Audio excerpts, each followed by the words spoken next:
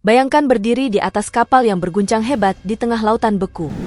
Angin menerpa wajah seperti ribuan jarum es, sementara ombak setinggi gedung pencakar langit menghantam lambung kapal tanpa ampun. Di tengah musim dingin brutal di Laut Bering, suhu bisa turun hingga di bawah minus 20 derajat Celcius. Namun di antara hembusan badai salju dan air asin yang membekukan darah, sekelompok nelayan tetap bertahan, menarik jebakan baja dari laut dalam. Satu tarikan kabel bisa berarti keberuntungan miliaran rupiah, atau bencana yang menghapus nama seseorang dari dunia. Inilah kisah di balik emas merah lautan, kepiting raja, santapan mewah yang harganya bisa mencapai raja berharga 8 juta rupiah per piring di meja restoran. Tapi pertanyaannya, jika Anda tahu harga sebenarnya adalah nyawa manusia, masihkah Anda berselera menikmatinya?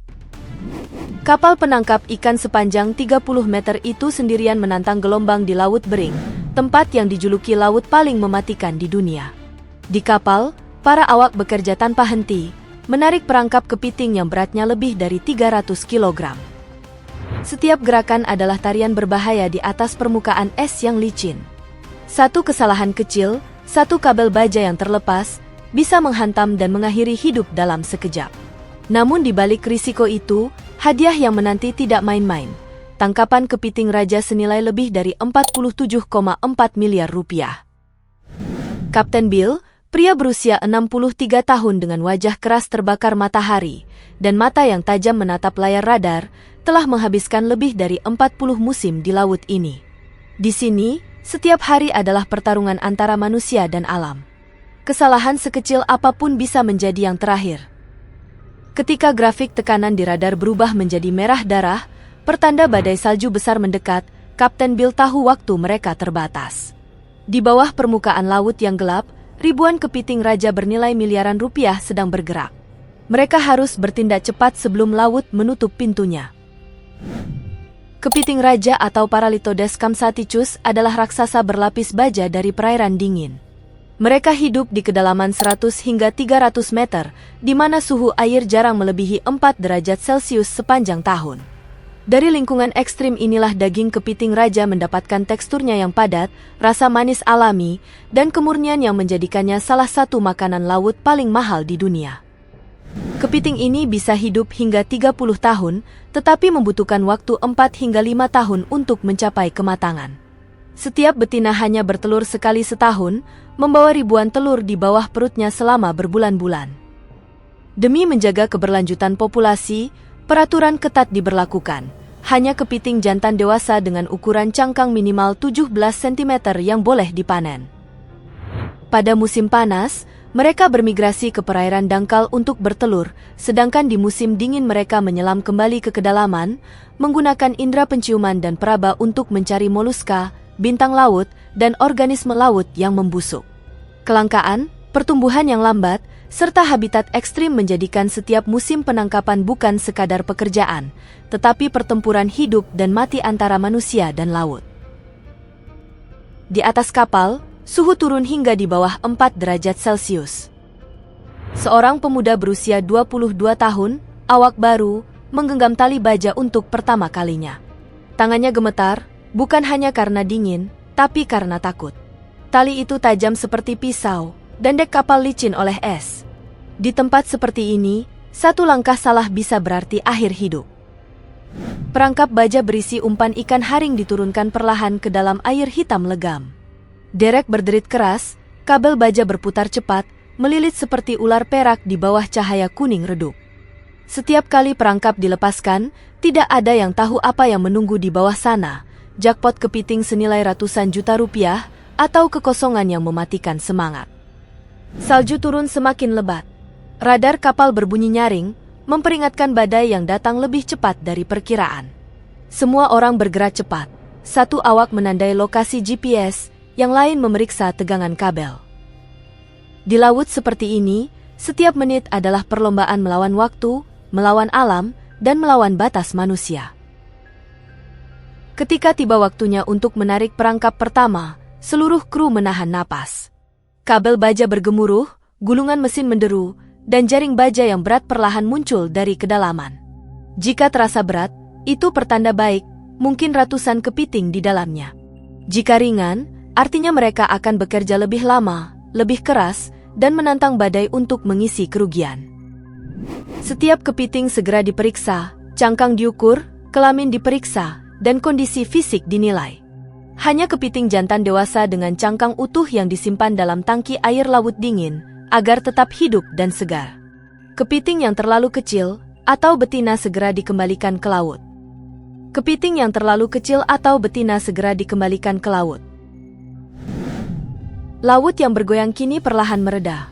Di kejauhan, siluet pelabuhan tampak samar di balik kabut asin. Di Laut Bering, atau yang sering disebut oleh para pelaut sebagai Laut Maut, kepiting raja bukan hanya hasil tangkapan.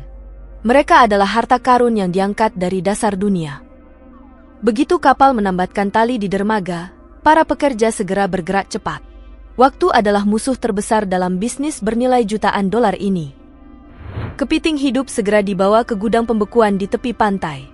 Di sana, suhu dijaga konstan pada 40 derajat Celcius untuk mengunci rasa manis, kelembapan, dan kesegaran alami dagingnya. Setiap menit, setiap derajat, menjadi penentu apakah hasil tangkapan itu akan menjadi bahan utama di restoran berbintang atau hanya produk gagal yang tak laku jual.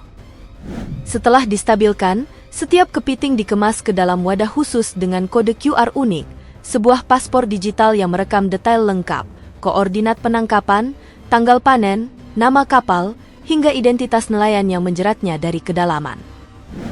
Setelah berhari-hari bertarung dengan badai, sinar matahari akhirnya menembus awan.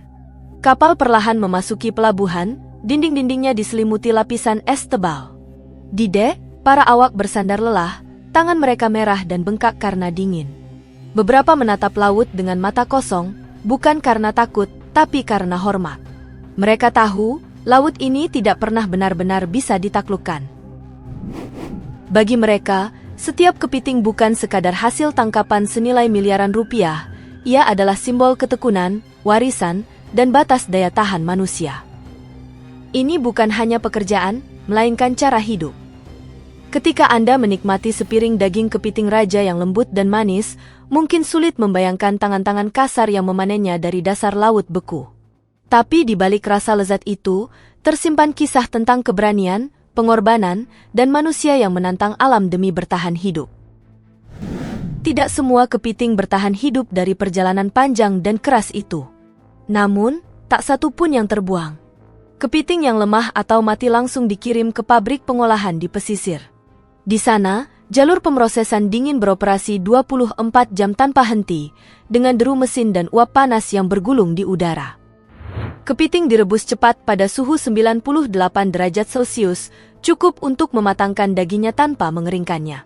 Begitu diangkat, mereka langsung dicelupkan ke air garam dingin untuk menghentikan proses masak dan mempertahankan tekstur alami. Langkah berikutnya adalah pekerjaan yang membutuhkan ketelitian tingkat tinggi, pemilahan manual. Di bawah cahaya putih terang, para pekerja duduk berbaris panjang di meja baja. Setiap kaki kepiting dipatahkan dengan hati-hati, sendi demi sendi. Dagingnya ditarik utuh, seperti benang mutiara dari cangkang kerasnya. Satu kesalahan, daging yang robek, terpecah, atau cacat, dapat menurunkan kualitas dan nilai jual. Karena itu, keahlian tangan, kesabaran, dan ritme kerja adalah kunci. Daging terbaik yang masih utuh langsung dikemas vakum di konveyor berpendingin, lalu dimasukkan ke freezer dalam suhu 6 derajat Celcius, mengunci kesegaran hanya dalam hitungan menit. Setiap kemasan kembali diberi kode QR yang mencatat seluruh perjalanan, dari lautan es Alaska hingga jalur distribusi di darat. Dari gudang dingin di Tokyo dan Seoul hingga etalase kaca di supermarket premium Eropa, potongan daging kepiting raja itu menempuh perjalanan ribuan kilometer, jejak dunia dari hasil kerja keras manusia melawan alam. Beberapa hari kemudian, di sebuah restoran Tokyo, perjalanan panjang itu mencapai akhirnya. Di dapur yang sunyi dan bersih, seorang koki berdiri di bawah cahaya hangat lampu gantung. Ia membuka kemasan vakum kepiting raja, lalu menyentuh daging putihnya dengan ujung pisau tajam. Daging itu diiris tipis untuk dibuat sashimi. Potongan putih susu, lembut dan manis, disusun dengan hati-hati di atas es serut. Di meja lain, kaki kepiting dipanggang perlahan dengan mentega dan rempah, menebarkan aroma gurih yang menggoda setiap indera. Dalam ruang makan yang tenang, Hidangan disajikan di atas piring porselen putih, diterangi cahaya keemasan. Tidak ada yang tersisa dari badai, es, dan dingin yang dulu melingkupinya. Yang ada hanya kemewahan dan keindahan, hasil akhir dari rantai panjang perjuangan. Bagi para koki dan pelanggan, kepiting raja adalah simbol kemewahan. Tapi bagi para nelayan di Laut Bering, ia adalah kenangan tentang laut, teman yang hilang, dan sumpah untuk bertahan hidup. Terima kasih sudah menonton.